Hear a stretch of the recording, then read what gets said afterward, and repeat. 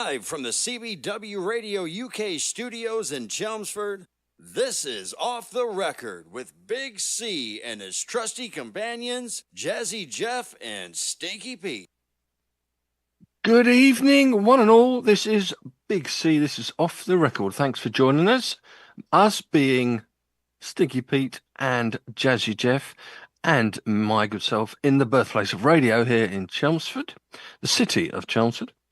And this is episode 188, which is series 7, episode 18. And before we get on to the subject matter today, what are we all up to? I mean, you've been at Amsterdam, is it, Stinks? You've been? Yes, I was in Amsterdam on Monday and Tuesday. Flew home late last night. Got home just in time to get the news that Hey Mickey had done his job in the football. So that was perfect time. Had to play Mickey again today. You wouldn't have heard it. You're out. No, I wouldn't. But also a bit of Casey and the Sunshine Band, "Give It Up," which is another Mickey Van der Ven. Mickey Van der Ven, that one. Right. So yeah, that was a good win last night. It was. I mean, Sarah was saying that before the game, I don't know whether I really want to go because of the after effects of that dreadful performance at the weekend against a team with no redeeming qualities whatsoever, or a fan base with any redeeming qualities. And we got absolutely hammered by them, even though it was only 1-0. We didn't get hammered. We lost by 1 goal. We were awful. We were awful. But the bounce back factor was in. They always love it at Tottenham, the bounce back, and that was a good victory, a good performance, wasn't it? Yesterday, Sending off was maybe harsh, but the sending off wasn't a sending off. It was ridiculous. It was ridiculous decision. Did you see Troy Deeney's team of the week for the weekend? He had Vicario on as his goalkeeper, purely and solely because he didn't give up when the rest of his team did. That's fair enough. He did play well. Good old Vic. Without him, it would have been a lot worse. Big trouble. It would have been, yeah. But yesterday, we could have got 8 goals yesterday. I mean, easily could have got 8. Well, we should have got 5. Like Richarlison, should work out how to put the ball in between the posts. But he's usually pretty good from the penalty spot. I mean, it wasn't a bad penalty. It was just he just tried to put it over the keeper, didn't he? It was a bit too high. But his header just before that was a really good header. I mean, it was just unfortunate. And Moani could have had a couple as well. So, did he score, Richarlison, from the penalty? No. Then it wasn't a good penalty. Absolutely. All right. It was a bad penalty. It's like all these commentators, they scored. That was, they were waiting to take the penalty. And then when he scores, they say, it was never in doubt. Well, yeah, it was. Even when Harry Kane steps up there to take it, it's in doubt in my mind sometimes. But when it hits the net, it's a good penalty, I guess. Absolutely. But yeah, enough football. That was a good win and a worthwhile trekking all the way over there. And it was it was quite muggy last night, actually. But it was rainy. It's quite muggy tonight as well. Yeah, but it's, what is it here? 14 degrees here, which is, what's that in American money? That's double that, 28 and add 30. So, 58? I don't know what it is here because actually I've just noticed that one of the things I don't have on my new computer is something telling me the weather for reasons that are beyond me. If you look in the top right-hand corner somewhere, it should say, "Oh, look out the window, mate." Yes. Well, I've looked out the window earlier. It's 13 degrees. Anyway. Oh, right. Okay. Well, it's pretty close to what I thought it was. Yeah. Okie dokie. Right. Well, the excitement has been mounting all week for part 2 of the top albums of the 70s. Kind of quiz, but it wasn't, because it wasn't a 1v1. It was a joint effort to work them all out. And I think with my wonderful clues along the way, which are, they're revered around the world, I'm sure, my clues, on T-shirts, and we're going to have them in a book. I think we should definitely get T-shirts to say the opposite. I think this is very important. We should do this. I was thinking about this when I was trying to work out any odd clues for some of these today, and cats and dogs thing came to mind again. And I'm thinking, like, I'll ask this to Geoff because I'm sure he'll know what I'm going to say and what he'll answer. But if you like you had these questions put to you, like psychoanalysis or whatever, and they'll say a word, and you immediately have to say a word straight after without even thinking about it. If someone says cat, what do you say? Dog. Thank you very much. That is exactly what I mean. Maybe opposite isn't the right word, but it's like, yeah. That's all I'm going to say on that matter. It's a natural reaction another word. Rant. Sorry? It's a natural reaction word. Yeah, it is. Okay. Now we've established that I was absolutely right, and Stinks As you always have been. As I always have been my entire life, as we well know, because that's my name. Now, we got up to 51. Number 51 was Rhymes and Reasons by Carole King, if you remember. Not that really helps you because it doesn't get you into number 50. This is a list I got from the middle of last year. It was compiled. It was Top Tunes or something, toptunetales.com, as a matter of interest. So, without looking at them, without cheating, looking that up, I'm going to give you 50 down to 1 with a brief summary of the albums and a few clues along the way, like position in the charts, maybe a bit of a certification in there as well. And if all that fails, I'll try and give you some form of clue, cryptic or otherwise. That'll be when all that fails. Well, no, I was listening back to the one on the way to the ground yesterday, actually, last week's one on Spotify, and you can definitely tell that with your using the phone, Stinks, it's not quite as clear, isn't it? But it was. It wasn't the phone. It was the tablet. Sorry, the tablet. I mean, rather than what you're on now, which is a laptop. Shall we get pressed on? Right, number 50. Are you ready? Are you ready? By the buzzers. I was born ready.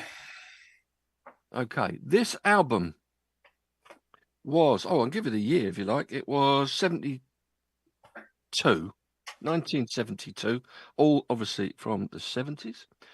This album was at his peak, continuing his introspective folk rock journey. There were no hit singles, but the album is full of thoughtful melodies and soothing vocals.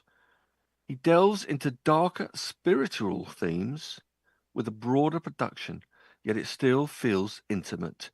It might fly under the radar now, but in the 70s it showcased his artistic depth and rewarded his devoted fan base. That is the clue that I've got. And I dare say that's not going to be that easy. I mean, obviously, folk rock, introspective folk rock. It's got to be either Cat Stevens or James Taylor, I would have thought. Go with one of those. I'll tell you where it got to in the chart. It was his 6th album, if that helps. James Taylor, then. And it got to number 2 in the UK, but a number 1 in the US. Went platinum in the US. It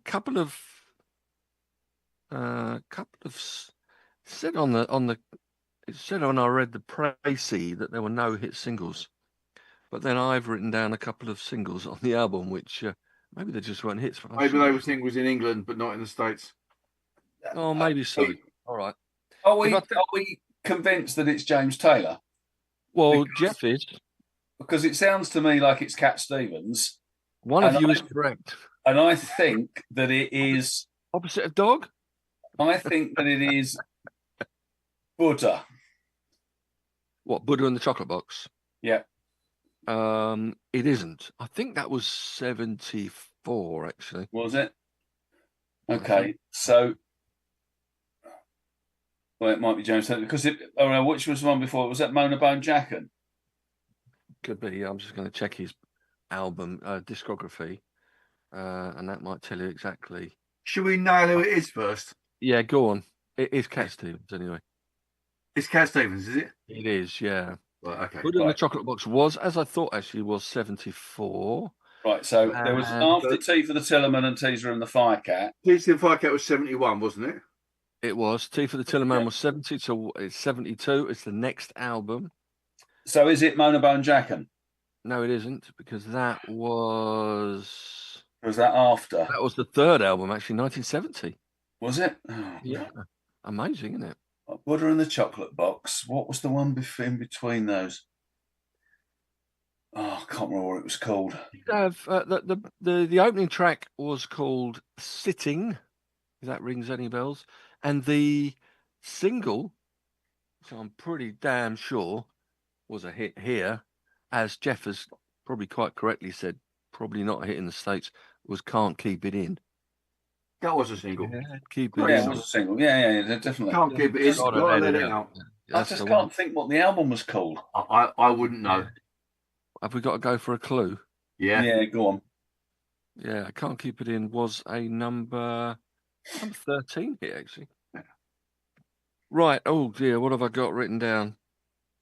Number 50. So many bits of paper here. Oh, I've got a bit of an opposite here. I'm not sure which opposite is the right word again. Is it the opposite of tiger? Opposite of cow? Kind of? Sheep. No. Lamb. Pig. Fetch. Bull. Fetch. Oh, Catch Bullet 4.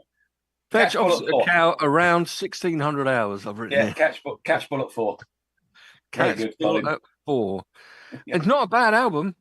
Oh, obviously, it wasn't that bad album. It did pretty well. Platinum in the US. And he didn't really do any bad albums, did he, Cat Stevens? I mean, he was a really, really good singer-songwriter. He was. And to be honest, though, after Catch Bullet 4, as Bullet the Chocolate Box, obviously, in 74, there was one in between called Foreigner, which I'm not aware of. But he's had loads after that. And none of them sort of leap out at me as thinking... No, but that was his career, because he then converted, didn't he? And he then kind of stopped doing... He didn't convert to the 80s, did he? No, but what I'm saying is that by the time he did that, you'd kind of forgotten about Cat Stevens because he drifted off the radar a bit. But he was a good singer-songwriter. And he got arrested for being a... Didn't he? No, he didn't. That wasn't... Was he arrested for being a terrorist or something? Does that ring a bell? I very much doubt it. Oh, I'll tell you what. Maybe I'm thinking of Salman Rushdie. Something similar. He wasn't arrested. He wasn't arrested for being a terrorist. He was just he was locked away for his own safety. He did some fatwa. There was a fatwa on him for the satanic verses.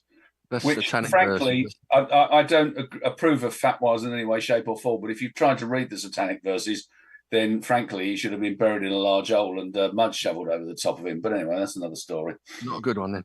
All right, okay, enough of that. Fortunate there's no Salman Rushdie album in the list. It's good to know. Right, number 49. We have their 8th album, also in 1972. This band toned down the psychedelia, or was it psychedelia?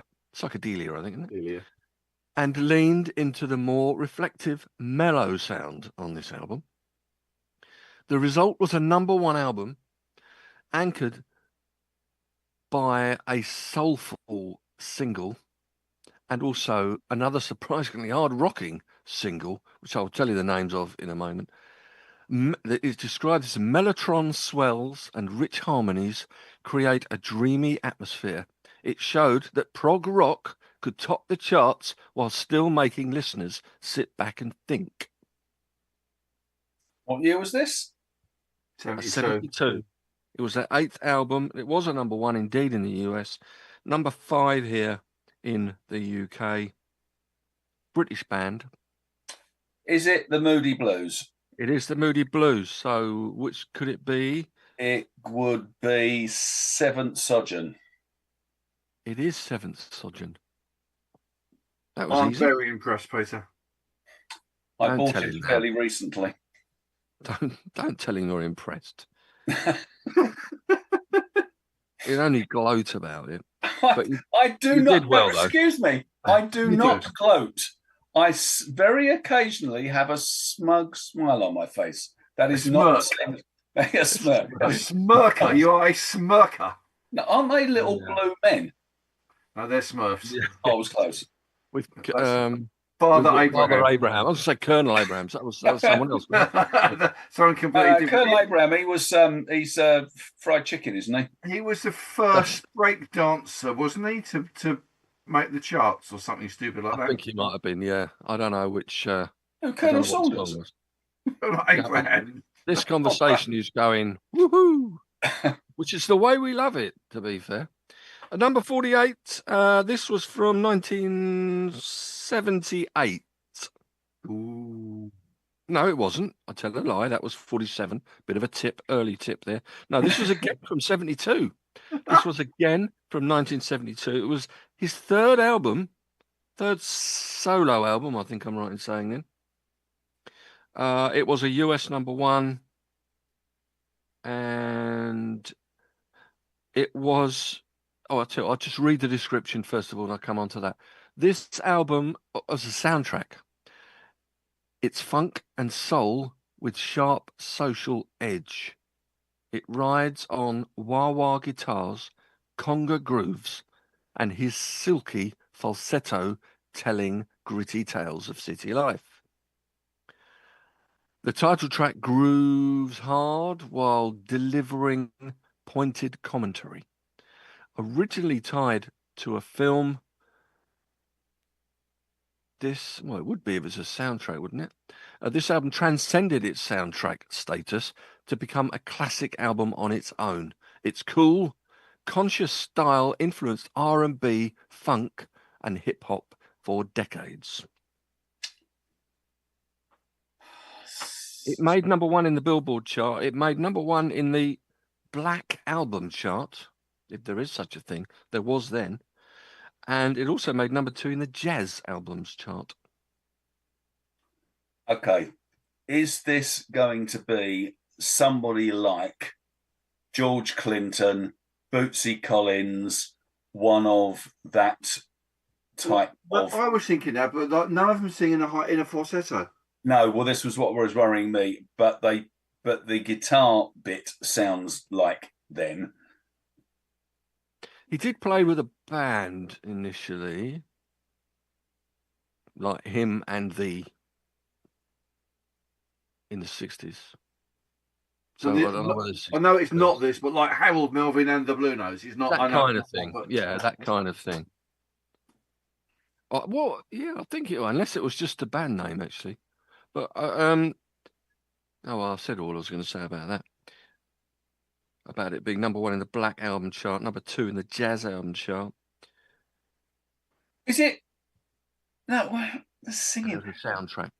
It was a soundtrack album. So is it Shaft?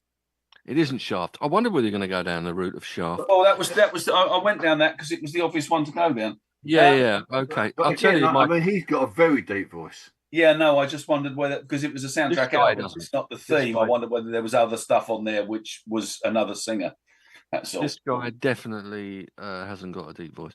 If I give you a clue... Oh, hang on. Right, is it Smokey Robinson and the Miracles? It isn't, but he's definitely got a high-pitched voice. I'm guessing now.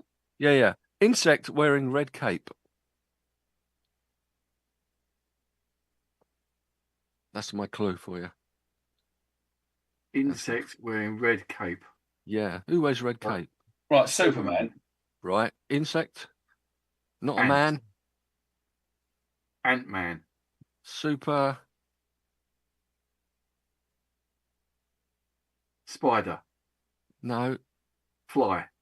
Yes. Put the two together. Superfly. Superfly. You don't know Superfly? No. Curtis Mayfield. Okay. As in Curtis Mayfield and the Impressions. Yeah. I've heard of Curtis. I know Curtis Mayfield, but no. Superfly. Absolutely no idea. No idea. Okay. Oh well, that fell on deaf ears, didn't it? No, it didn't. It's kept everybody entertained while we chose everybody wrong. Oh yeah, I do. I like to hear you get a load of wrong answers first. But as Dad always taught us, be wrong, but say it with confidence. Yes. All right. Number 47, shall we say it? It was 78, as I may have hinted at before. It was their second album. Got to number 32 only in the UK, but it was a number 3 in the US. 7 times platinum, the album went in the US. 1970 what? 1978. The band, this album by the band delivers punchy, arena-ready rock with hooks that don't quit. The lead singer's powerhouse vocals lead anthems like a big single and the driving title track. The album balances hard charging guitars with big sing-along choruses, perfectly capturing the late 70s rock radio spirit. It's not fancy or groundbreaking, it's just rock solid fun, and it shows why this band ruled the airwaves in that era. It's not funny, it's not clever. Any clues for this one? Was that a clue? Because it could be big. If it's not funny, it's not clever. It means it's not big. No, that was just me. That was just saying you being okay. It's not fancy or groundbreaking. Peter, are we dealing with somebody like Boston or that sort of band? That was my immediate thing that came to mind. But Boston were their debut album was 1976, and they didn't do anything after that which was anywhere near as good, even though I own it. Big arena rock. I mean that sounds. I mean, British American band, I would say. Oh, British American. Asia. Yes. No. Foreigner. Correct. Ching. So what's the album? Isn't that two foreigners we've had today now? Oh, very good, Jeffrey. Nigel Farage will not be happy. No, he definitely wouldn't. All them foreigners. Right.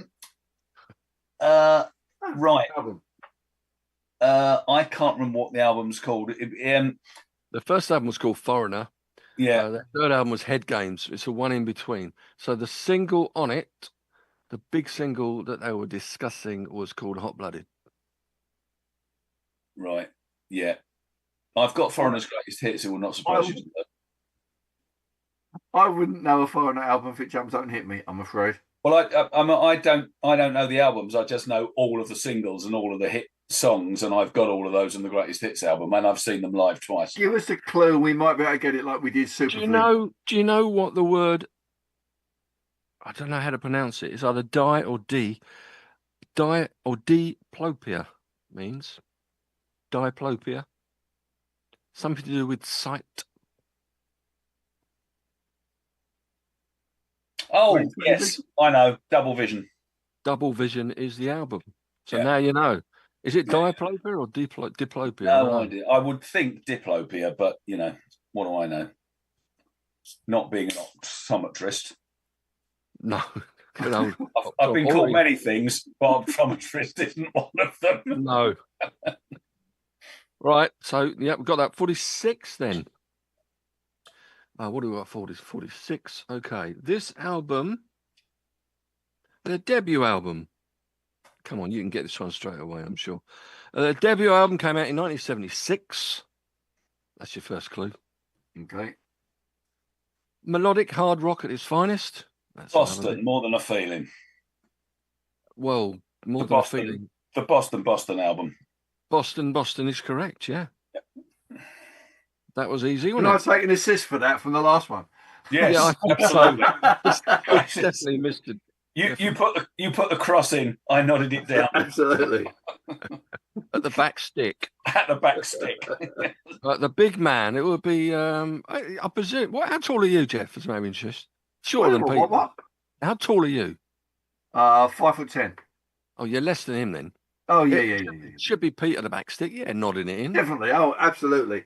Best place for is behind the back stick usually. Yeah, and Jeff was the midfield general, so that worked. All right, okay. So Boston was easy. Didn't need me clue for that. 45. This was released in 1977. It was his fifth album. And it's the album that turned him into a household name. Brimming. Daz, as in the washing powder. Yeah, I remember those. That was with Danny. Is it Danny Baker did the adverts of Daz? I think it was. Yeah. Anyway, sorry, Colin. Brimming with storytelling and melody. From the scene-setting Bronx Tale, which opened the album, to tender ballads, in one of which became a wedding classic. His everyman charm and New York attitude shine in each song. This album's blend of pop polish and personal lyrics made him a superstar and influenced many singer-songwriters. Billy Joel. And the album is? It's another bloody foreigner, isn't it? The Stranger. The Stranger, yeah. Yeah. Okay.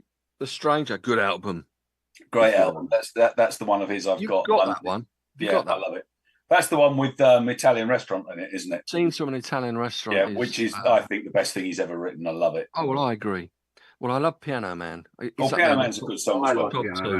I like The Stranger as well. Yeah, it's a really, really, really good album. Number 44, moving on swiftly. Though released in 1969, this album's influence loomed large in the 70s. It was their final album and was a polished masterpiece, complete with an iconic side 2 medley that ties it all together. From the funky groove of the opening single to the lush harmonies on side 2, it's the band at their most mature and experimental. It set a sky-high bar for production and album artistry, inspiring countless 70s musicians.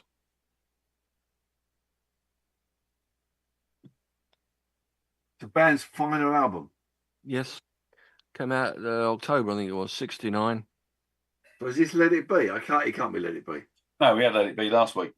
Let It Be was 70, yeah. Let It Be came out in 70. Even though it was recorded before this album, funnily enough. Okay. When you say it was the band's last album, yes, was it the band's last album but some members went, there was other stuff released afterwards? Well, one album was released afterwards, but it was actually recorded before this album. So this is still the Beatles. It's the Beatles. It is the Beatles. So what was the last recorded album? Abbey Road, isn't it? It is. Ding dong, ding dong, ding dong. I thought the medley would have given it away. Yeah, I don't think Stinks is a fan of Abbey Road though, for some bizarre reason. It's a great album. Since it's got. Sorry, we've had this conversation so many times. I like the Beatles. I have most of their stuff now. I don't get why everybody loves Abbey Road. I'm sorry. Have you got Abbey Road? Yes, I've got it, and I've played it a couple of times and thought it's all right. And I'm sorry if everybody loves Abbey Road. I'm very happy for you. I'd rather have Let It Be, and I'd rather have Revolver, and I'd rather have Rubber Soul, and I'd rather have Sgt. Pepper, all of which I do have. You not find that Rubber Souls rub out quicker than leather ones, though? They probably do, and they're not as useful as our souls either. Well, that took a turn. Moving on swiftly. 43 then. All right, 43. Completely different genre, I would say. This album proved that disco could have attitude and a rock edge. It's packed with danceable tracks. From the guitar-fueled something to the funky strut of the title track. Her powerful voice ties it all together, whether she's belting or cooing. Coo. She's a pigeon. As one of disco's defining records, this album showed that a dance album could be both feisty and full of hits. What year was this? It's an anagram of hits, I'm sure. This was, did I not say? This was 1979. He's just got the anagram. Okay. Okay. Seventh album it was. It was a double. Black American female singer. Yes. Number 1 in the US, number 27 in the You have to say her name twice every time you say it. Yeah, I think you do. Is it Chaka Khan? Chaka Khan. No, it isn't Chaka Oh, Khan. okay. Oh, bum. That was I was banking it being Shaka Khan. That's blown, isn't it? I thought that was a This was nailed-on certainty. Double platinum in US, silver disc in the UK. And my cryptic, do you want a clue? Yeah, disco. Oh. Queen of disco. Would you call her the Queen of Disco? Possibly. In fact, probably one of. Well, hold on. Who's the Queen of Disco? If it isn't Shaka Khan, which it probably is. Yeah. Well, it isn't Chaka Khan. No. Okay. So Queen of Disco, Gloria Gaynor. No. Thelma Houston. This lady is no longer. She has ceased to be. Is it Tina Turner? No, it isn't Tina Turner. Because she's not the Queen of Disco. That's why I said it. Roberta Flack's not Queen of Disco. She's dead. No, nor's Aretha Franklin. She's dead. Yeah, she's the Queen of Soul. Yeah. The clue for the album title, by the way, is Naughty Females. Bad Girls. By? The Queen of Disco. Yes. Well done, Jeff. Well done, Jeff. Go you. Superb. Come on. Hot Stuff. That's on it. That's the single I didn't mention. Donna Summer. Donna Summer. Donna Summer. Queen of Disco. She is the Queen of Disco, isn't she? Yeah. Good shout. Yeah. I thought so. Yeah. So she did MacArthur Park, didn't she? She did. Yeah. As did yeah. Oh, Richard Harris did a version of that in his 16. And so did John and Vangelis. Did they as well? MacArthur Park. I don't know, Richard Harris's version. Someone requested it the other day. I love Richard Harris's version. It's a great version. It's so brilliant. Camp and 7 minutes long, isn't it, or something? Yeah. It's a long track, but yeah, I love it. He just nails it somehow. Yeah, he does. It's a very difficult song to sing, I'm guessing. Yeah, I would think it is. But saying it makes it a bit easier, doesn't it? It does. Right. Go on. Next one. 42. You'll get this one, I'm sure. This album is a landmark. Came out in 76. Their fifth album. It captures the era's glamour and excess with a haunting edge. Title track is a cinematic epic with a famous guitar solo and enigmatic lyrics. That will be Queen, and that will be referring to Bohemian Rhapsody and whatever the godforsaken album is that it was on. Night at the Opera. Didn't we have that last week? I thought we did. We did. So that answers that question. No. The songs range from hard driving rockers to some of mellow despair of one track. Okay, so this is going to take... The album's slick production helps cement the band's legacy, and fans are still poring over its lyrics. Right. Okay, Pete, we've got to try and work out what the hell the other Queen albums are called. Isn't there one with a single word in it? Well, but there's Night at the Opera and Day at the Races. Sure, there's one with there's just a single word. I mean, I don't know. I'm guessing here. We Are the Champions. Was that an album?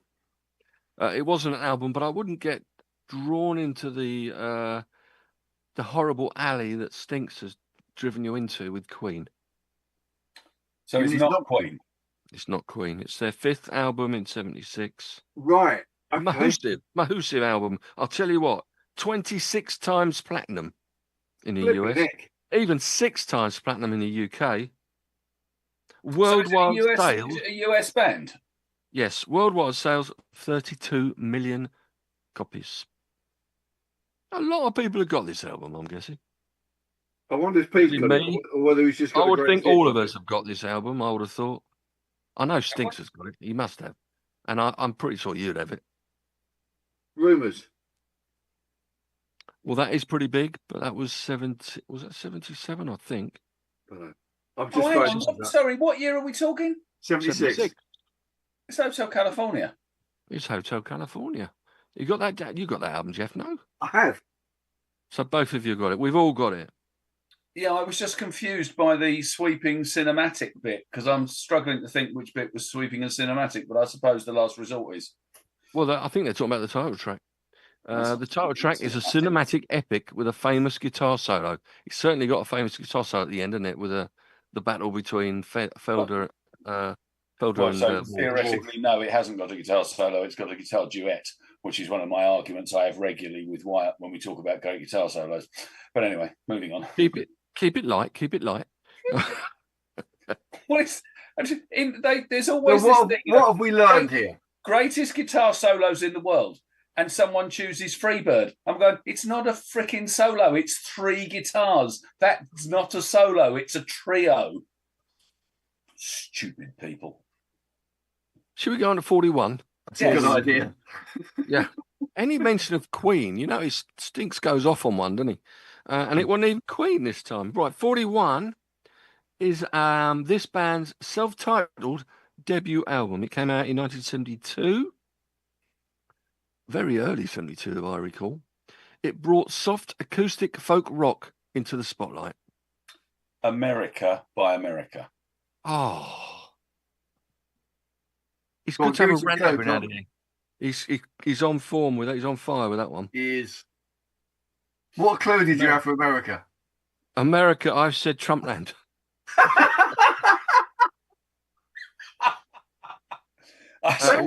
Comma, sadly. I'm just waiting for you to go Mango Mussolini, which is my favourite description. But anyway. Next up, we've got whatever number the hell it is, 4140. This album came out in 1972. I'll tell you what, 72. I think I prefer 72 to 71. 73 wasn't bad either. This album is best known for the sassy mystery of the huge single that was on it. But the whole album is a singer-songwriter gem. Her voice is both strong yet intimate as she moves from confessional ballads to playful pop. The warm, polished production lets her personality shine through every track. This album cemented her place among the era's top singer-songwriters with its blend of catchy songwriting and conversational charm. 72. 72, and the Mahusive single. Well, if I tell you that, you'd know who the artist was for sure. Whether you know the album it's on, I don't know. So singer-songwriter. Are we talking piano or guitar? We're talking. Well, that's a good question, actually. Does she play either? Piano, I'm thinking. But I may be wrong. She might play the guitar. English or American? American. Black or white? White. It doesn't matter if she's black or white, said Michael. She was born in 1943, I'll tell you that, and she was born in New York City. Carly Simon. Carly Simon, the song being, obviously... You're So Vain. You're So Vain. Do you know the name of the album, though? No. No, not me. It's funny because I was going to say Carly Simon, and then I thought she hasn't done enough stuff. So clearly, she's she did quite a lot of stuff in her time. I'm led to believe. Well, yes, quite. And she plays the piano because I've got. It is the piano. Yeah, that's what I thought. I've got her on. That was my I've got some instinct. of her stuff. I've got some. But she might play the guitar as well. I think she does play the guitar as well. So yeah. Yeah, all right. But what's the album? Colin, well, the album. The clue I've got down is simply. I don't know whether you'll get it from this. Complete honesty. Total truth. If you're completely honest, you have no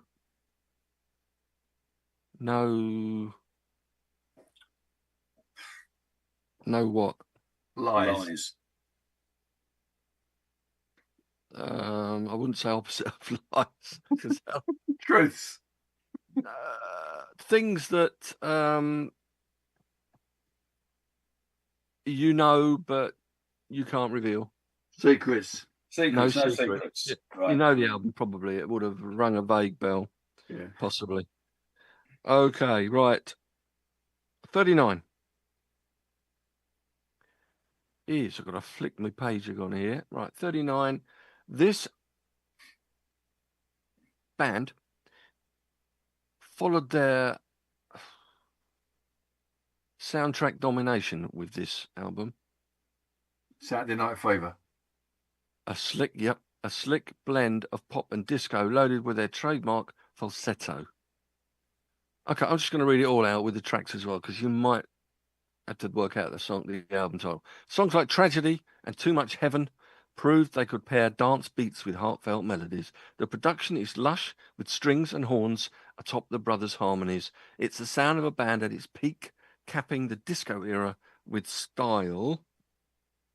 So what was the album after Saturday Night Fever, Pete? Saturday Night Fever was 77, wasn't it? So this is their 79 album. actually. This is 79 actually. Yeah. Well, wasn't the album called Tragedy? No, it wasn't. I have no idea. No, I can't remember, mate. Okay, my clue for this one is I might have to expand on this, but I've written down Ghosts, Been and Gone.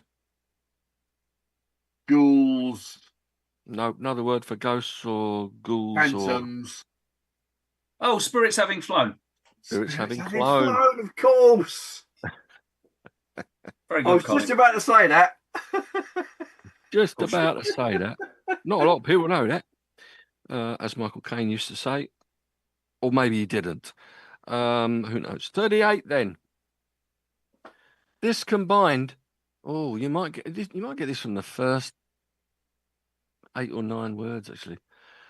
This album combined 4 distinct voices into one beautiful whole. From the reflective songs and country charm, the harmonies are lush, the feelings are genuine, touching on love, war, and the hippie era way of life. Right. It became when was it brought out? It was brought out in 1970. Right, so this is Crosby, Stills and Nash and Young. Yeah, Deja Vu. Deja Vu. I've heard that before somewhere. Why don't you should say that? All right, yeah, it is Deja Vu. So, it captured the early 70s hopeful yet questioning spirit and influenced every harmony-driven band that followed. I'm sure you concur with that. It's one of my very favourite albums of all time, and I remember lying on the floor at home in the lounge listening to it on Dad's Van der Molen when we got anywhere near the record player, when I went and bought it. It's a great album. You need to read, not that it matters, but you need to read Graham Nash's biography or autobiography, when you write it yourself, whatever that is. Autobiography, yeah. And what he says about the album, because Right. you will never listen to it in the same light again. Quite interesting, really, really interesting. Okay. You better not read it then. No, it's Otherwise, fine. you wouldn't be able to lie on the floor with his speakers either side of him. With his van listening, speakers. Listening on your dad's, what was it? On your dad's what was it you said? Van der Molen. Van der Molen? Yeah. It's the record deck. All right, okay. I'm more a Van der Ven man myself. Van der Ven, Vicky! Basically, anything Dutch works for me. But anyway, there we go. Right, number 37. See, you like a lot of these albums, actually, don't you? Whether or not, I've said this before, I maybe said it to Jeff, we've still got to have our own, we could compile our own, off the record, T-shirts or books or whatever as well, our own top 100 or whatever albums. What we need is to listen to the good ones on the front and the really bad ones on the back. So what, Stinks will be on the back? Will you? No, actually, no. I'm going to have a very, very big shirt, and never mind the bollocks will be written right at the bottom of it. It's so long that it covers the bollocks, you mean? Yeah, is that what you're saying? Right, next up, I think that was probably the what you were hinting at there. 37. This marked a new era for the band, as the lead singer's smooth vocals brought a dose of blue-eyed soul into their sound. This is the Doobie Brothers. Oh, he's on fire with these, isn't he? This was 1978, by the way. It was their 8th album. And it is the one with Taking It to the Streets on it, which is... I'll take your word for that. I don't see that written down here. But isn't it the one that's got Michael McDonald on lead vocals? Their first. Yeah, that's what they're saying. Yeah, Michael McDonald took over. It's Living on the Fault Line. It isn't, but it is the Doobie Brothers, and it does have Michael McDonald. And presumably this was the first one. They're saying it marked a new era for the Doobie Brothers. Yeah, well, that's right. It was the first one. So it's not... That was the era where they went rapidly down the drain, in my opinion. They just changed. I like both. That's what I just said. What A Fool Believes leads the way with an irresistible groove. Right, Living on the Fault Line. I'm sure he was on that. So what was the one before that? Or was it the one directly after? I've got all of their stuff. I just can't remember what the blooming album's called. Hey, guess what? I've got their greatest hits. I've got that too. In fact, I've got 2 greatest hits. A CD one and the original vinyl. Taking It to the Streets. Taking It to the Streets was 76. Right. You had Stampede before that. Yeah, Living on the Fault Line was 77, and this one was in 1978. Right, so it's the one after Living on the. It's the one after Living on the Fault Line, with the name of which I can't remember. I own it, but I just can't remember what it's called. Think of 60 seconds. Minute by minute. Minute by minute. Yeah. I too have a greatest hits CD from the Doobie Brothers. I also have Stampede. I did buy that. That was the first album I bought by them, actually, even though I loved listening to the music, which was on the Captain of Me, was it? No, it was on. Yeah. Was it Captain of Me? Okay. Yeah. Love that when it came out. It came out a lot later here than it did in the States as a single for some reason. But I bought Stampede and loved it. Sweet Maxine, what an opening track that is. Yeah. So the Doobie Brothers at 37. 36 is... What have we got a description for this one?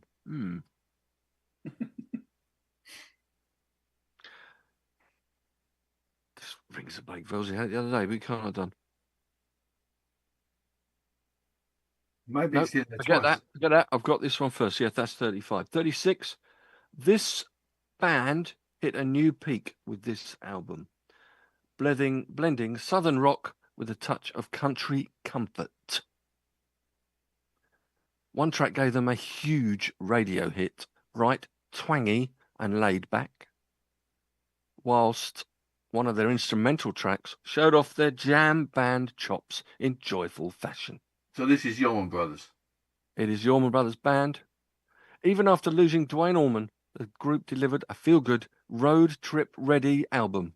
So it's whatever album has got Top Gear on it, Jessica on it. Sisters. It's Brothers and Sisters, yeah, and the big hit was Ramblin' Man over there in the States. Right. Anyway. Probably wasn't a big hit here. It helped popularize. None of them were big hits here. Jessica wasn't a big hit here. We've had that conversation before because I chose Brothers and Sisters on one of the shows we did. Popularized Southern rock nationwide and remains a staple for fans of the genre. Indeed, it does. Right, next up is 35, and following up her. This was in 71. Following up her previous album was no easy task. But this album still charms with its mellow, sincere vibe. The album offers more of her warm piano melodies and earnest vocals, delivering easy on the ears tracks like Sweet Seasons. It's the sound of a songwriter comfortable in her own groove. While it didn't eclipse its predecessor, it proved her staying power, keeping fans humming along and influencing the singer-songwriter genre's continuing rise in the 70s. Carole King. Correct. I can't remember what the album was called. And the previous album obviously was Tapestry, which wasn't a bad album, was it? No, it was pretty good. It was pretty good. Wasn't bad. What the hell? I've got a clue there. I'm trying to work out what I've written down. Right, it's one word, and I've just written down John Miles. Music. Music. Jeff got in there first. Not that we're counted. Not that we're It's counted. not a competition. No, it's well not. done, Jeffrey. So music. I wouldn't have known the name of the album, would you? No. In fact, I don't know the album. I don't know any of the tracks off it. I wondered whether you would know either of you anyway. That's why I said the name of the track. Right, number 34. Right, I'm gonna 5 words. I'm gonna read at the start of this, and you First word. first. No, you're gonna get it within those 5 words. Well, Stinks, Okay. you are. No pressure. Jazzy Geoff, on your fingers on the buzzers. This album, actually it's 6 words because you did the word. I've added the word album. This album might be officially untitled. Led Zeppelin 4. Yes, he's got in there before 6, and he doesn't even like the band. Yeah, it needs no introduction. This is the album that gave the world Stairway to Heaven alongside other classics like Black Dog and Rock and Roll. It's a perfect mix of mystical acoustic moments and hard rocking anthems. Page's guitar work and Plant's wails. Oh yeah. And are absolutely iconic here. Decades later, it remains a pinnacle of rock, influencing nearly every band that followed. I've got a CD which is simply and solely whale voices. And you'd rather listen to that? It's a moment. It's a moment in my life where you go, could this be Led Zeppelin 9? It's impressive though if they're all singing Stairway to Heaven. Whale singing Stairway to Heaven is what the world should live for.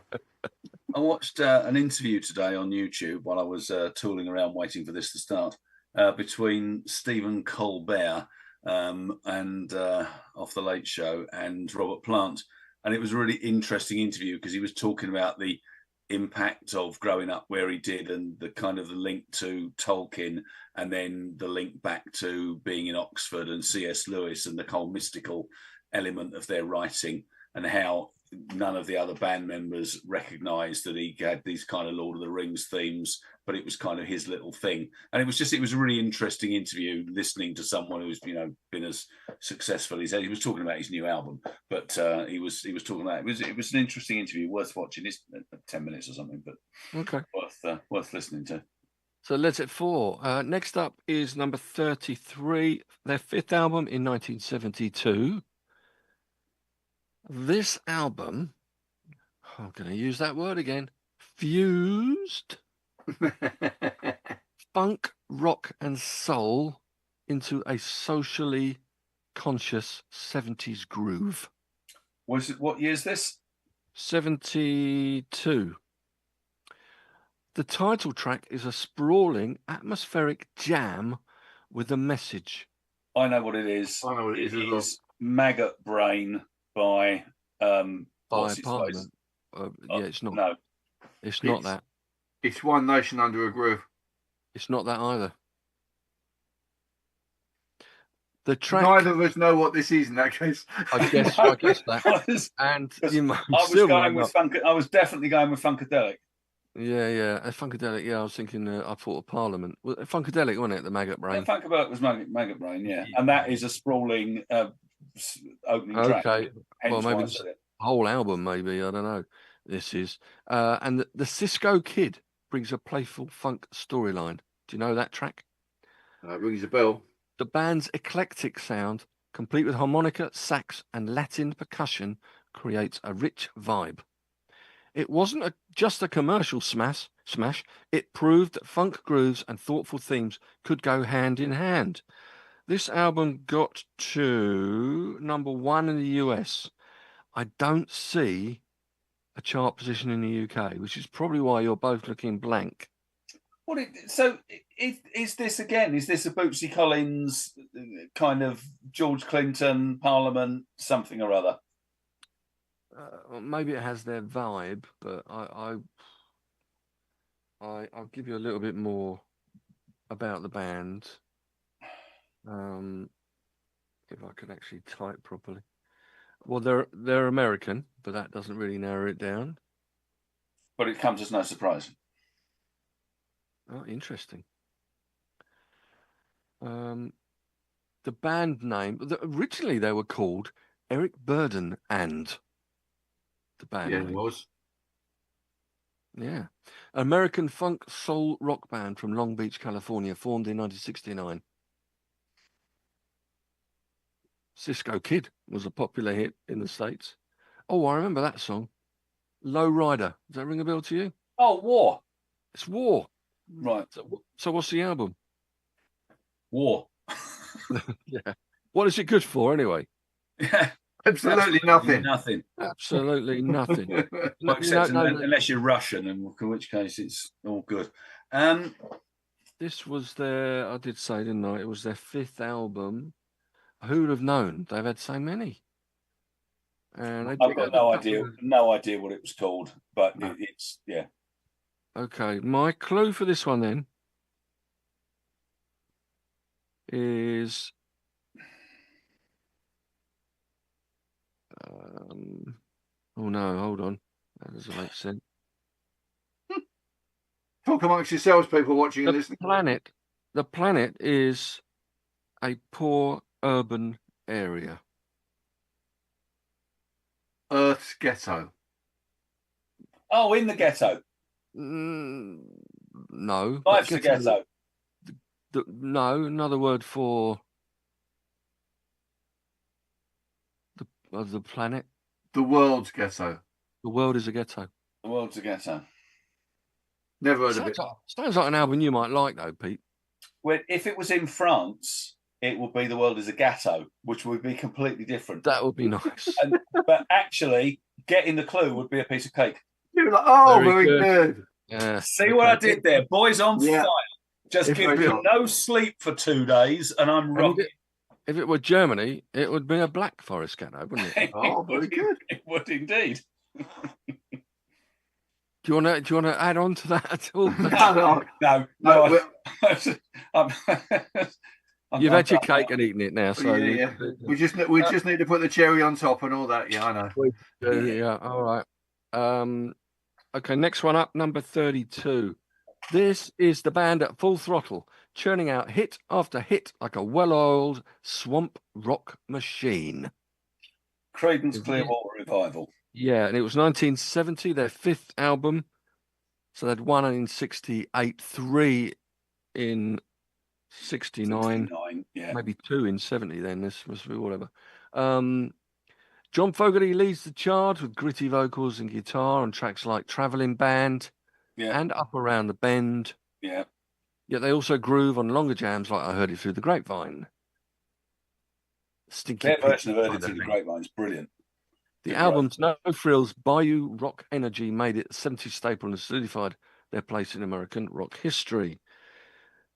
Now, I don't know whether this clue's going to help, but it was named after the place where they all rehearsed in the early days. And it's 2 words. John's bedroom. John's bedroom isn't quite right, but it might have been a better title.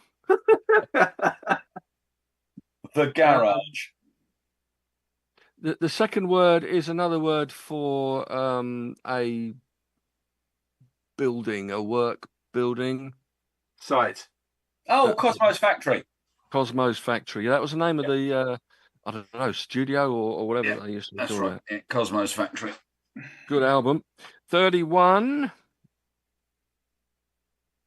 Oh, this is quite a big album as well. This was in 1970.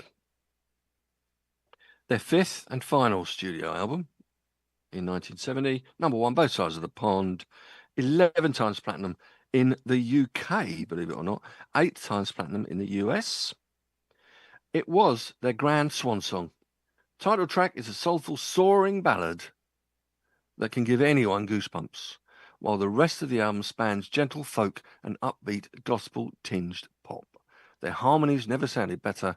It's an album that perfectly bridged the 60s and 70s, leaving a lasting mark on pop and folk music alike. Simon and Garfunkel. Yes. Over Troubled Water. Correct. I was going to come in with an opposite of tunnel there, but doesn't even work, does it? Opposite of tunnel, traversing stormy seas is Potato Trouble. Fantastic. Very But, good. Good album, even though you don't like, Don't Tell Me. Celia. Yeah. You don't like it. Too And poppy. I'm not a massive fan of El Condor Pasa either. So No, I'm not as keen, but I do like Cecilia, actually. I like Cecilia. Yeah. It's nice upbeat, isn't it? It's The nice problem with her is pop. she keeps breaking my heart. Yep, true. yeah, I think you lost me at the point where you said upbeat. Yes, exactly. You took the word, as Meatloaf said. Took the words right out. The words right out of my mouth. Yeah, Right, do not go further with that. Well, do not go there. I'm not, definitely not. Number 30 is A Pure Rock Adrenaline, their second album. Here, they perfected the hard rock formula, monster riffs, bluesy swagger, and thunderous drums. It's raw, loud, and unapologetic, capturing the band's explosive chemistry in every track. This record taught countless rock bands how it's done and solidified their ascent to the top of the hard rock pantheon. Sorry, when was this out? It was out. It was their second album. It was out in 1969. Yeah, it's Led Zepp 2. It is Led Zepp 2. Yeah. It's good that you get those because I have no idea really about clues for that. Yeah, Colin. Led Zepp going down. Give you a visual clue. Yeah. That's very good. That doesn't work on Spotify. Doesn't work on Spotify, but you can put your two fingers down now. Thank you very much. Right. 29 is him at his comfortable best. Listening to this album, and it came out in 74. Listening to this album feels like sitting by a fireplace in a mountain cabin. John Denver. Big hits. Yeah, John Denver. And his song is like a warm hug set to music. And the title track celebrates simple country living. Denver's friendly vocals and acoustic strumming made everyone feel at home. Its straightforward, positive songs cemented Denver's place as the voice of wholesome 70s country pop. Do you know the name of the album, though? Probably It not. was a number 1 in the US, number 3 in the UK, gold in the UK, 3 times platinum in the US. It had on it Annie's song. It had on it, Thank God I'm a Country Boy. Mm-hmm. And obviously you're not going to get it, are you, from the... Give us a clue, Cole. Okay, return to your domicile once more. Home again. Nope. Well, the second two words, home again, but you've returned to it, so it's what? Going back home again. Back home again, yeah. Back home again, right. I'm working on my clues. Your clues are very good. Your clues are very good, Cole. Yeah. Thank you very much. Don't pity me, as someone said once. Right. This album is a soulful, gentle revelation. It came out in 1969 again. I don't know what's in the albums in the 70s, maybe from sales. Number 1 in the US, only 47 here. Platinum in the US. Had a number 1 single in the US as well. Written by Ewan McCall, as I remember.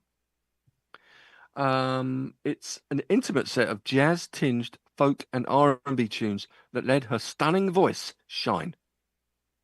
Her performance of this very song, written by Ewan McCall, is pure magic.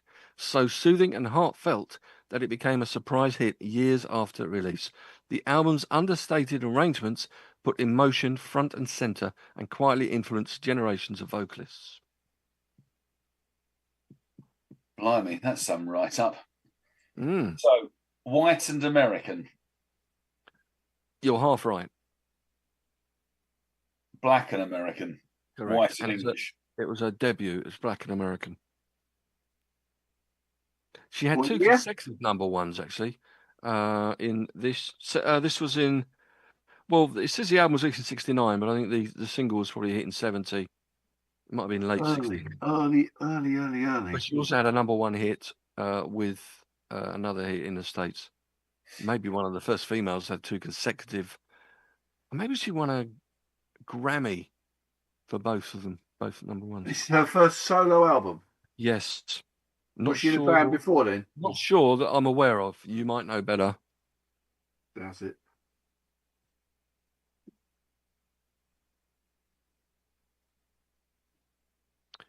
Okay. The album clue then, the title is the premiere recording. First record. First album.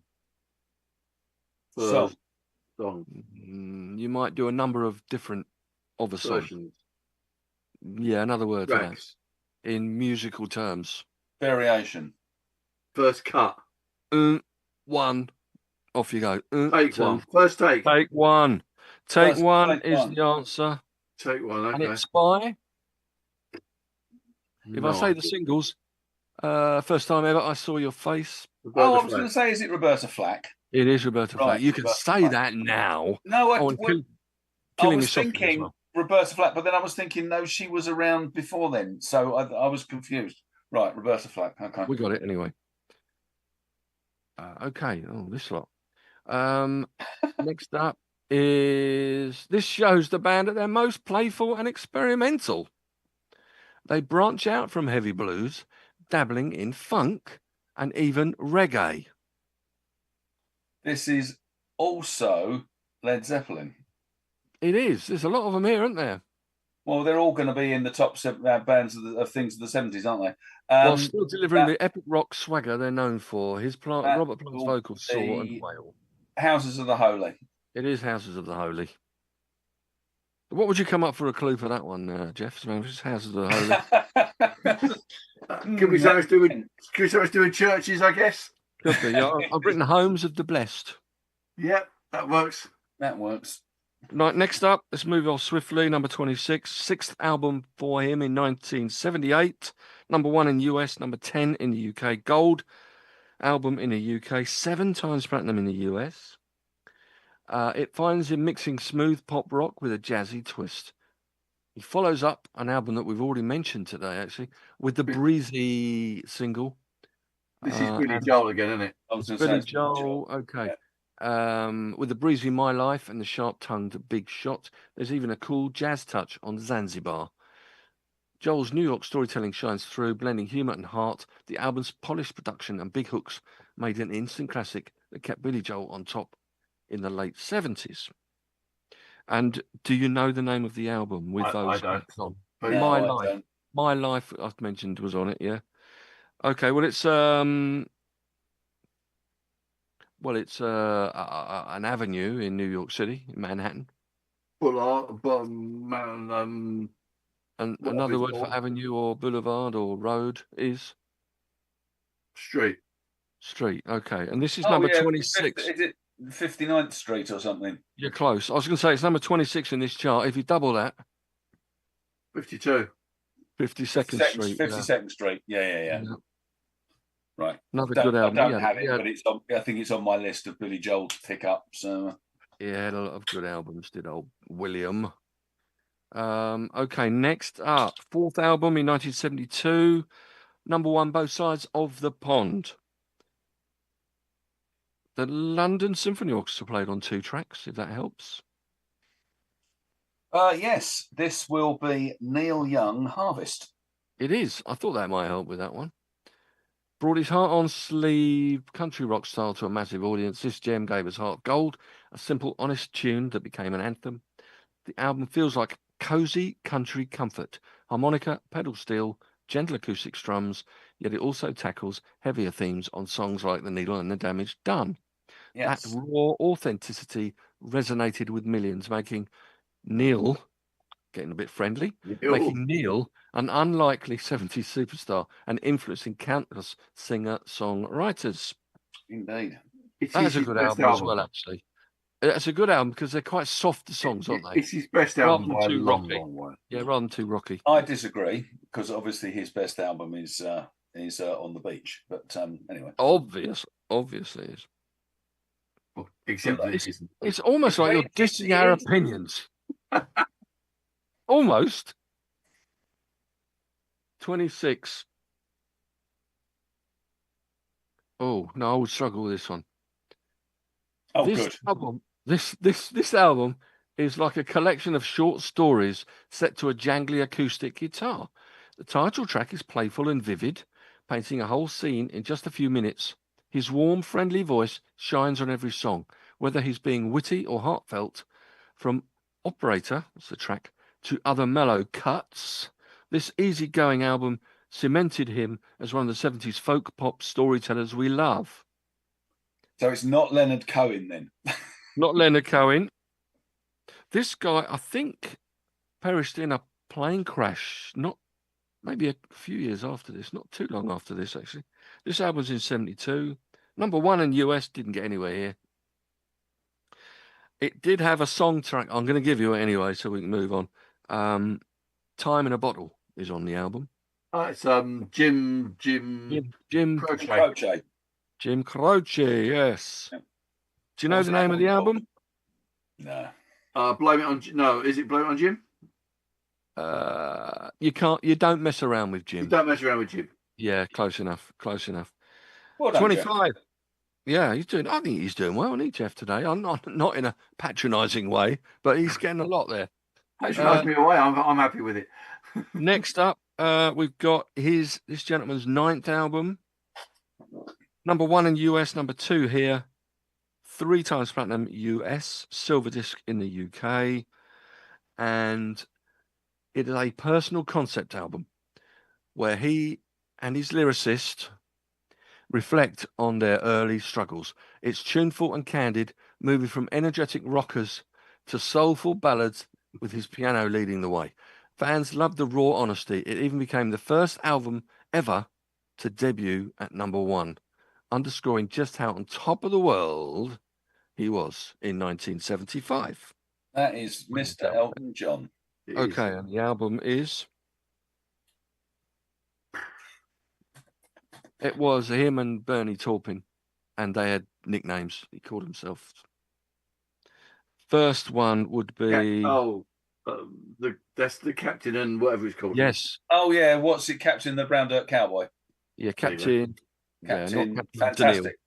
Yeah, Fantastic. Captain Tennille and the Brown Dirt Cowboy. That It's Captain Tennille. I love Captain and Tennille. Don't you ever diss them. Didn't he? No, we won't go there. I was going to say he was. They divorced, and let's put it that way, didn't they? They did divorced. Yeah, I think he might have. I think he might have as well. But yeah, I'm not even going to go. Right, next up, number 22. Clocking in as another chart topper, this album delivered more of the band's signature brass rock excellence.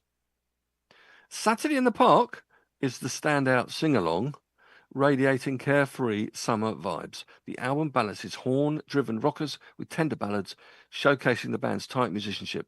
By this point, they had their formula down pat, and fans were loving it.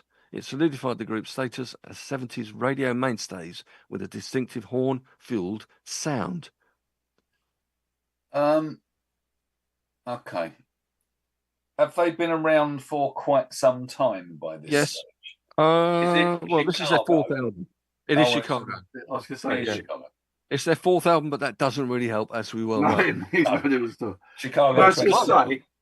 I was just about to say that. I was thinking Chicago. You're doing That's okay. I was thinking Roberta Flack, so we're good. It was.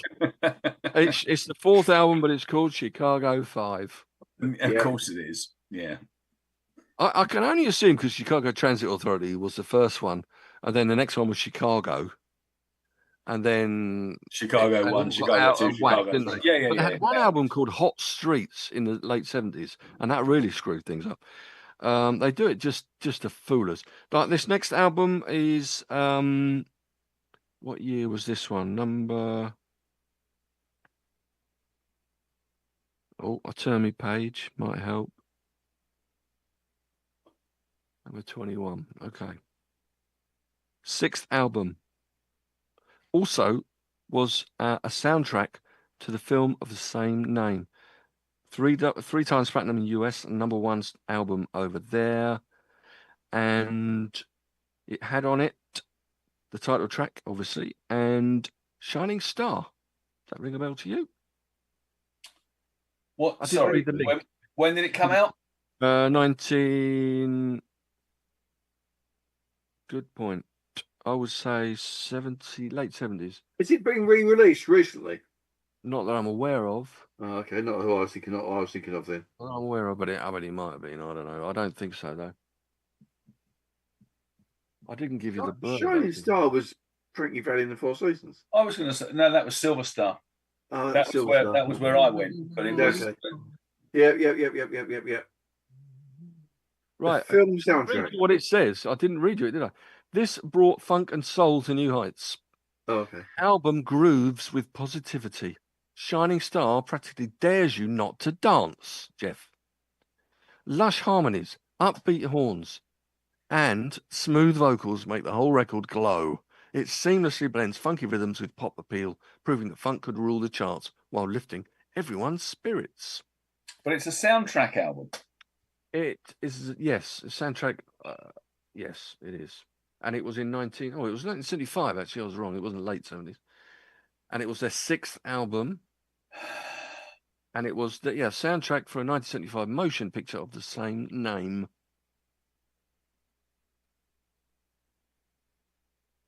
I don't know. No, and the album, I'll give you the clue for the album title then. Is This Is How It Is on This Planet. That's life. That's the band name, 3 words.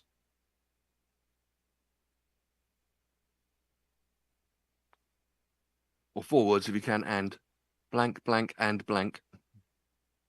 That's just the what? No, that's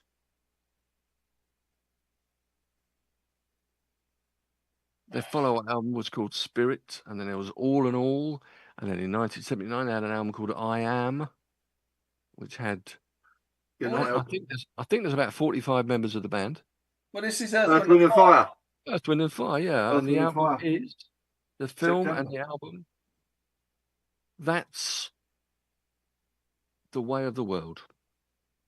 Never Never heard of the film or the soundtrack album, so that would have taken a long time to get there. Shining Star, however, is a great song. Yeah. And now I know who it's by. I know the one you mean. Yeah, I'm the same because I've somewhere or other I've got Earth, Wind and Fire's greatest hits. Greatest hits, obviously. Right, next up, have to dig it out. Next up, this soundtrack bottles the magic of the 1969 festival into an album of legendary live performances. Woodstock. Well, that was easy, wasn't it? Got to number 1 in the US, 35 Probably years. the greatest triple album ever. Probably the only triple album in this list, actually, isn't it? Maybe. Who knows? Number 19. Didn't we have The Last Waltz by the band? Wasn't that? Did we have The Last Waltz? Or that that one that you thought was The Last Waltz, but it wasn't? Oh, maybe. Yeah, that's true. This album dialed up the smooth factor. The title track sways with a seductive groove, whilst the opening track on side 2 serves up storytelling over an easy country rock melody. The harmonies are golden. This album found the sweet spot between rock and country, capturing that California summer night vibe. It was a prelude to their humongous album era dominance and remains a favourite for its laid-back charm. One of These Nights by the Eagles. Correct. 4 times platinum that was in the US. Sorry, platinum in the Eagles, not the... Yes, Eagles, not the Eagles. And is your favourite Eagles? No, is it your favourite Eagles album? Yes, it's my favourite Eagles album. Prefer it to Hotel California? Controversial stuff here. No, it's not controversial at all. I think Hotel California is brilliant, and I saw them on the Hotel California tour. But if I could only choose one album, which wasn't Hell Freezes Over, I would choose that one. Oh, okay. That's okay, because I choose Desperado. Yeah, I know. Yeah, we had that last week, didn't we, Desperado? I think. Right, this is him at the brink of superstardom.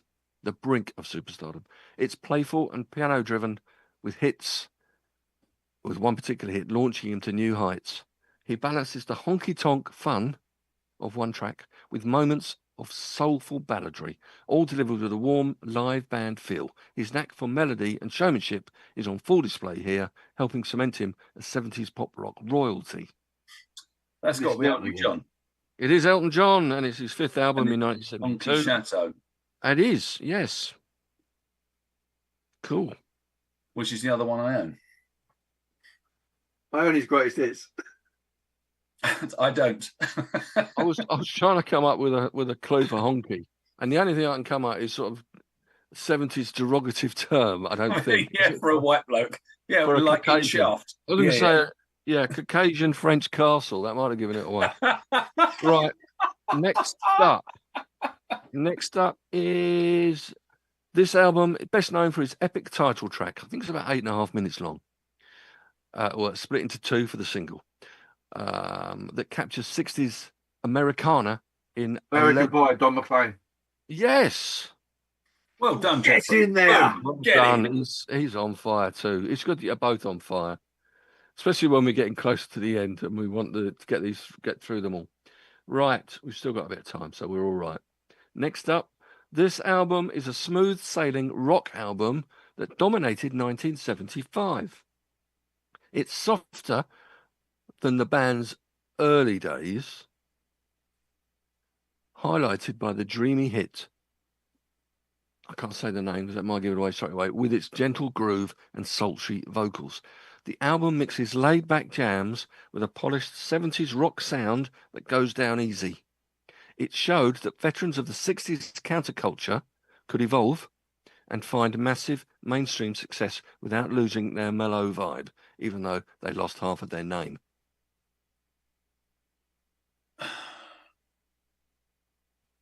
I had that half their name, so it would have okay. My immediate thought was Fleetwood Mac. No, it's not Fleetwood Mac. These are American. Well, they didn't lose half their name, so that no. Who lost half their name? Oh, yeah. Is it Starship?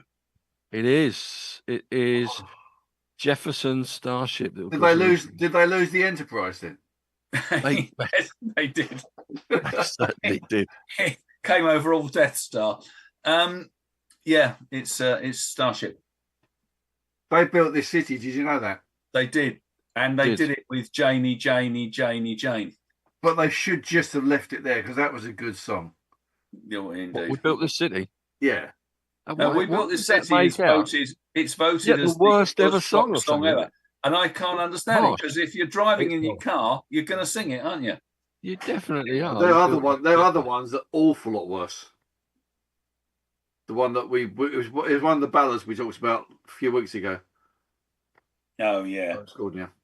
Well, do you know the name of the album after all that? No idea. All right, okay. I'm going to give you a bizarre clue here. It's a three-hearted rouge cephalopod mollusk.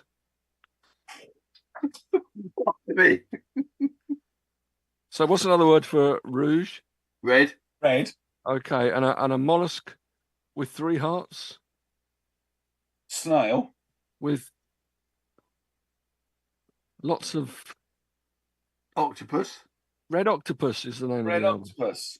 Did you know that? You didn't know that. No, obviously not. No, obviously not. Fair enough. Number whatever it is, we don't care. We're going on to the next one. This hit their stride with this band, with this album, this band's album. This album was packed with adventurous pop rock tunes from the multi-part title track. That would prick Stinky Pete's ears up a little bit, wouldn't it? Multi-part. That's got to be a sort of almost a sweet-like, isn't it? To the rocking fun of their next single. Well, actually, no, the first single from it. Recorded in a rough and tumble setting in Lagos, Nigeria. It has an undeniable spirit of creativity and freedom. This is Macca, isn't it? And it's Band on the Run. It's Band on the Run. Yeah. And when he got mugged, didn't he? And with all the demos for all his songs. Yeah, so they had to go back and because he thought he was being offered a lift. Yeah. So he said, "Oh, that's nice, thanks." He wasn't offering them a lift, and they nicked all of his. Luckily, as he said, he had them all in his head, so he remembered them all. There's only 3 of them on that album as well, which is bizarre. Next up, this is a soundtrack, pure 50s nostalgia. Grease. Served up with a 70s twist. Look, Grease, you're getting it in there. It had everyone hand driving and singing along to catchy tunes like You're the One That I Want and Summer Nights. I won't read the rest, but I never knew what that was called when it first came out. I could never work out what they were singing. You're the One That I Want. So never worked it out. It's got a great bass line in it. It's real fun to play. I'm sure it is. It's a great song. I love it. Also, I love Summer Nights. Anyone that doesn't sing along to Summer Nights is not singing. We might as well all look to at Summer Pete, aren't we? Because he won't sing along to Summer Nights. No, he won't. He sings, though. He does. He'll really sing the Bohemian Rhapsody. Excuse me. If people were singing along to Summer Nights, I would sing along. Would I choose to listen to the soundtrack to Grease? No. Did I love the film? No. It was all right. Rizzo was brilliant, but she's brilliant in everything. Grease is the word, though, mate. Grease is the word. Right, Colin, we're not going to make it if you don't get on. Yeah, we're going on. We'll make it. You've got 20 minutes. We're getting there. Right, this album is an expansive celebration of life and music. Spanning funk, soul, jazz and R&B, it bursts with some classic hits. His joy and social consciousness shine equally. The arrangements are rich and spirited, yet totally accessible. Many artists cite this double album as a masterpiece that pushed musical boundaries while keeping its heart on its sleeve. This is Songs in the Key of Life by Stevie Wonder. Correct. my clue on there was I can't believe you did that. Only works on the video. For those people listening on Spotify, Colin was just politically extremely incorrect, and I shall tell him off after we've finished. I was just doing Stevie Wonder's move. That's what I was doing. That's what you were doing. You are exactly what I was doing. A very bad. You're stirring up trouble. You are. That's what you're doing. Right. This next album pours Latin rhythms, electrifying guitar, and soulful grooves into a magical blend. Santana. Every track flows into the next. Pardon? Is that a Santana album? It is Santana. Every track flows into the next with a laid-back, mystical vibe. Abraxas. Correct. You're leveling it out here, I think. It's fairly even Stevens here getting these. As soon as you said it, I thought that Santana, and I was thinking, who's it going to be? And he jumped in with Abraxas. So I thought you might have thought it was Roberta Flack. No. Next one, a brassy. Her first album, it was her debut album, yeah. Roberta Flack. No, not Roberta Flack. This is a brassy blast of rock, jazz, and everything in between. We've had them before. The band's horn section blares with confidence. Chicago. On tracks like 25 or 6 to 4. 6 to 4. Great song. Great song. It is, even though it's a very similar chord sequence downward to While My Guitar Gently Weeps. Yeah. That one. Yeah, it is. Yeah. Okay. Well, you're getting these easily now. But what's the album? Chicago 19. Chicago 19, which came out just after their first album. Actually, it's probably their third album. It's Chicago 2. Yeah. That's the way it works. We know that. We know the drill. We know the drill. This album, self-titled, came out in 1975. You mentioned them earlier, Stinks. Marked a fresh start and a new classic rock sound. With the addition of 2 Americans. Fleetwood Mac. And the album is, well, it's self-titled. It's a bit of a giveaway, really, isn't it? Oh, Fleetwood Mac. Fleetwood Mac, yeah. I'd rather Jack than Fleetwood Mac, personally. Would you? No. Who was that by? That was, I'd rather Jack. Oh, that was the I don't know, the Doozy Daisies or something. Pretty awful. Yeah, I'd rather Jack than Fleetwood Mac.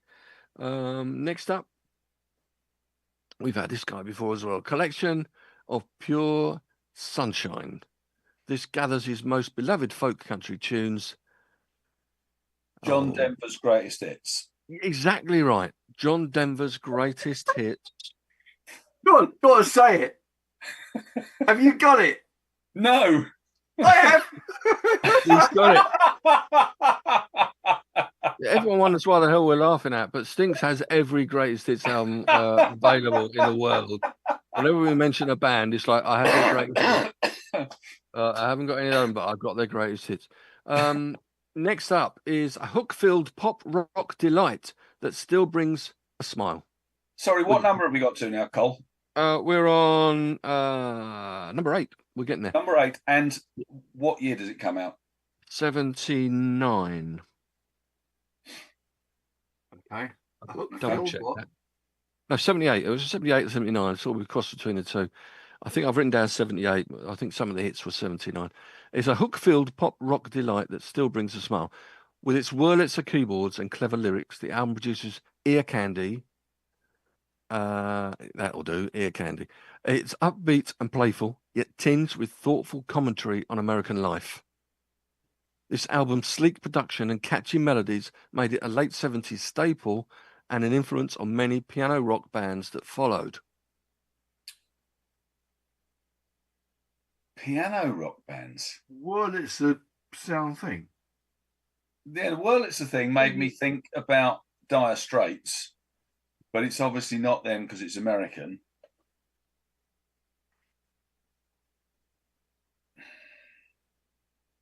I'll tell you that the sleeve of the album pictures someone called Kate Murter, dressed as a waitress.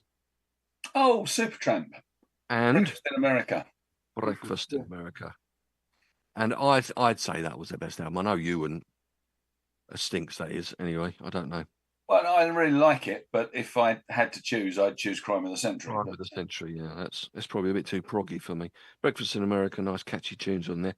Number 7 is looks like another compilation, which we probably mentioned before today. No, we haven't actually, or even last week. Before it was a stage phenomenon, this was a daring rock opera concept album. Jesus Christ Superstar. In one. First album I ever bought. Various artists, obviously. Right. Next up. Oh, yes, you'll get this one as well, I'm sure. Disco ruled the late 70s, and this was Saturday its Night anthem. Fever. Saturday Night Fever. They're so easy at the top here, aren't they? Saturday Night Fever. And I still haven't watched the film. I know, shamefully. And I started watching it as well after you kept moaning that I've never watched it. You haven't gone to watch Back to the Future, though. I watched about 10 minutes of it while I was somewhere fairly recently and thought, yeah, it's really isn't doing it for me. But anyway. Oh. Even fly. Yeah. Sorry, carry on. You don't like it. Great Scott. Number 5. Yeah, we're in the top 5 now, I think. Are we in the top 5? Yeah, no, that was 6. Top. Number 6, is it? Okay. Right. Forget that then. Number 6. 5, 4, 3, 2. Yeah, number 6. You had Saturday Night Fever, yeah. So next one, I've got this down as number 5. Yeah, I think we are on 5. Maybe we are 5. Sorry. Yeah, this is a Technicolor trip through glam rock, ballads, and everything in between. This double album in 73 bursts with creativity, some epic storytelling, and some rowdy fun.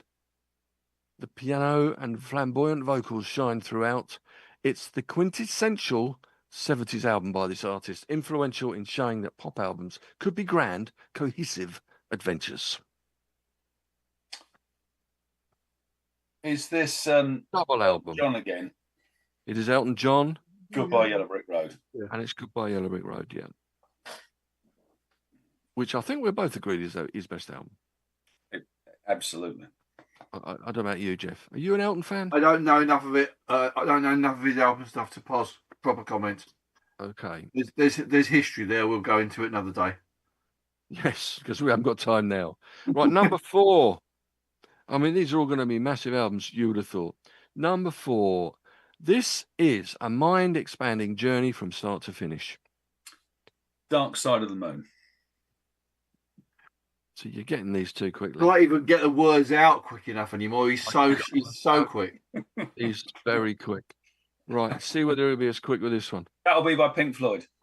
That'll be by Pink Floyd. In case anyone didn't realise. Okay. I think everyone knows that and has got the T-shirt, literally. Literally, yeah. Even if they don't know what the T-shirt means. Even if they don't know what it means. It's a bit like the Ramones T-shirts. Who are they? Yeah. Oh, that reminds you of that the guy on the Saturday sports program, Soccer AM, wasn't it? The Chelsea fan. I can't remember. Dan Walker.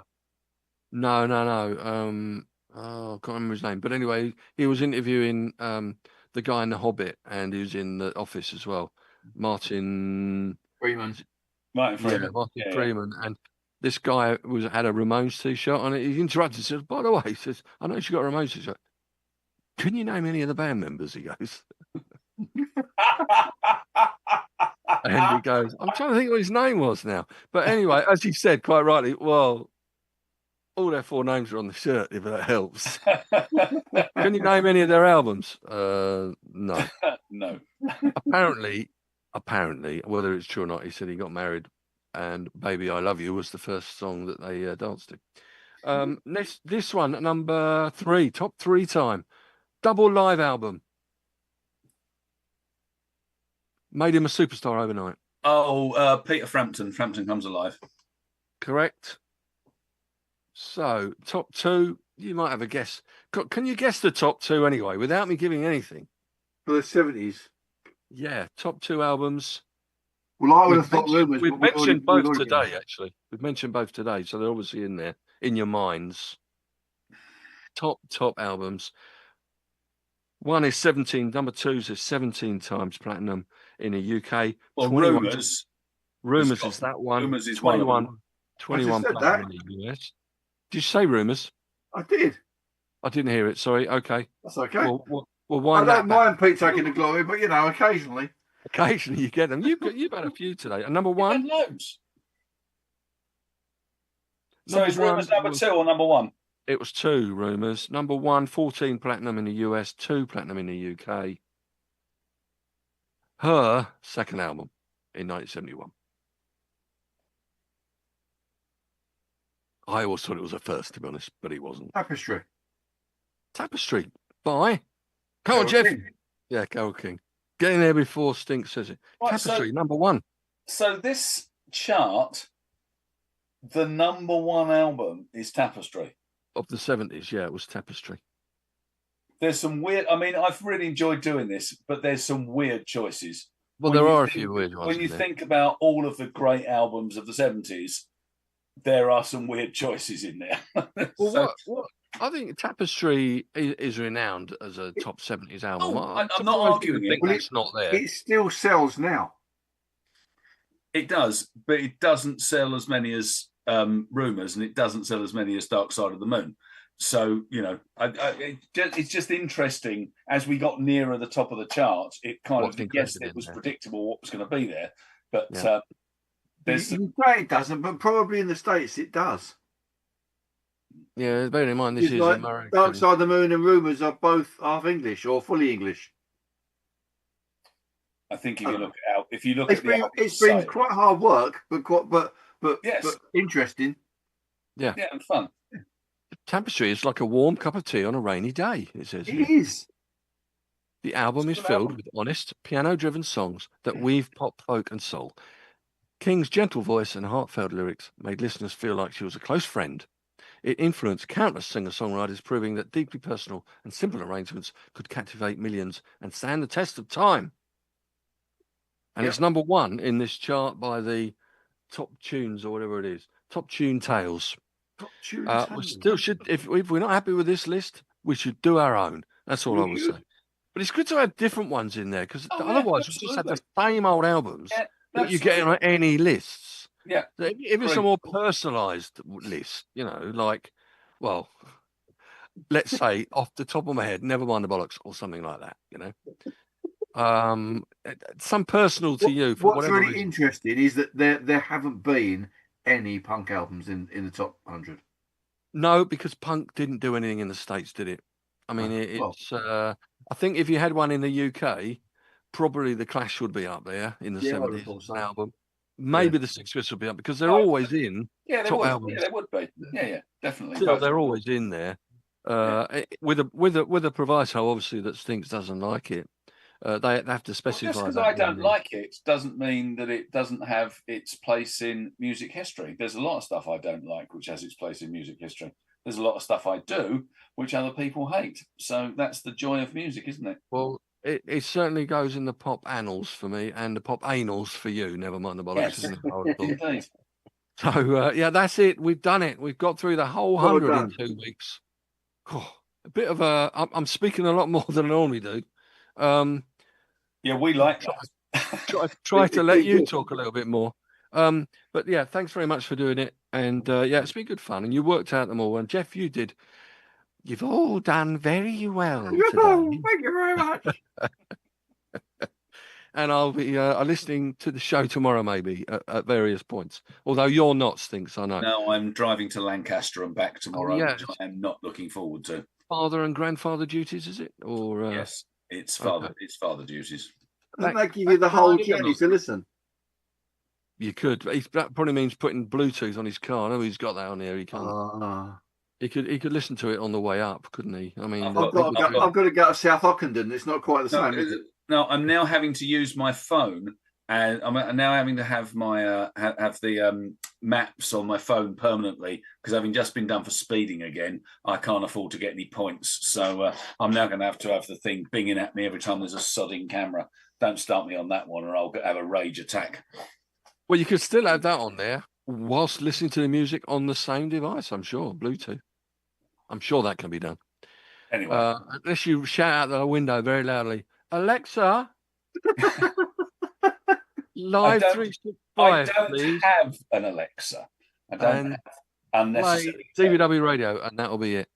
Yeah, I'll be on air tomorrow morning, usual time, 8 a.m. with a bunch of stuff, including maybe some of these songs from albums today. I'm suspecting from Jazzy Geoff tomorrow morning, maybe. Yep. All right, if you let me know, I know I haven't got yours to get anyway, Stinks. But you might be back Friday, you said, or is that still a no-go? I might be in for a few hours on Friday morning before I pass off to look after the babies. So you say fart off? Well, I may do that as well. Competition there. No, that's a regular occurrence. And in a fart off, I can assure you I'd win. I can clear a jumbo jet when I'm going. So we're all good. You could probably help it take off on the jet. Right. Hot air, both ends. Yes, indeed. So yeah, this podcast will be posted to the usual places over the coming days, maybe over the weekend, depending on when Shaggy can do it. This podcast also will no doubt one day be on the BBC. BBC. Well, we haven't done anything controversial today, I don't think. No, we've only said bollocks about 5 times. We said yes, but that doesn't mean anything in the States, does it? And you mentioned Grease, which means you might have mentioned Grease Lightning, did you? Oh, that's got a couple of rude words in it, hasn't it? It's got, but it didn't get banned. It didn't get banned. That's weird. Yeah, I don't know how that happened. We might have a chance. We might definitely have a chance. Yeah, I look forward to being on the BBC. I shall speak to Lord Grade. We'll get a seance going and see what we can manage. Yeah. All right. Okay. So next week, I assume we'll have this discussion at some point. Thanks very much for listening, watching on whatever device, on whatever stream you're watching, whether it be on Facebook, whether it be on X, whether it be on YouTube. And yeah, so all I've got left to say now is it's a good night from me.